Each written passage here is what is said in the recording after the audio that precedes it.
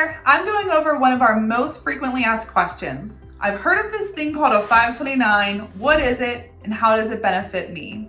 So I'm going over a 4-part series of 529 and current college expenses. So this is the JP Morgan 529 guide, and this is the projected cost of a 4-year college education.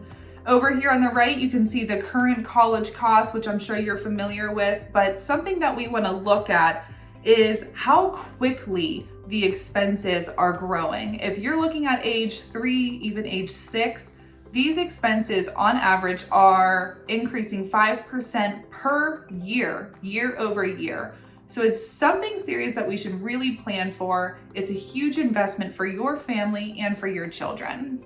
This page is really cool because it outlines or highlights the savings of just going to community college for 2 years. If you see here in the blue, 2 years at community college and 2 years at a 4-year public college.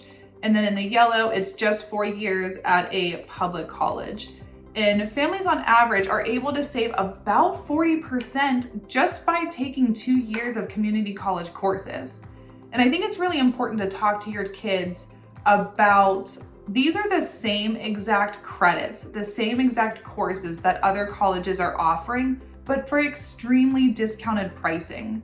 And with these savings, you can almost buy more. You're able in the future to say, buy a home more quickly, or maybe start a family a little bit earlier just by saving on these college expenses. The average annual tuition for a community college is $4,050, which is extremely less than what we were looking at the page before. Now, I wanted to highlight this chart really quickly just because it shows the impact of how expensive college truly is. So 49% of students actually graduate with their 4-year degree in 4 years. A lot of times kids are taking either 5 or 6 years with a slack off year, or maybe they're changing their major or working while going to college. But we want to remember it's a 5% increase year over year. So year 1 of college, year 2 of college, every single year is getting more and more expensive. You can see here, by going 5 years instead of 4, you're paying average 28% higher costs. And my goodness, 6 years, 58% higher than a 4-year degree. So it's definitely something you want to communicate with your kids. One thing that can help with some of this cost or help them get off to a head start with college is high schoolers are able to take some AP classes that can count towards college courses. So check with your school, check with your kids and teachers, and see how we can get involved with that. And on our last page here to talk about college is financial aid. So college costs over the last 10 years have increased about 31%.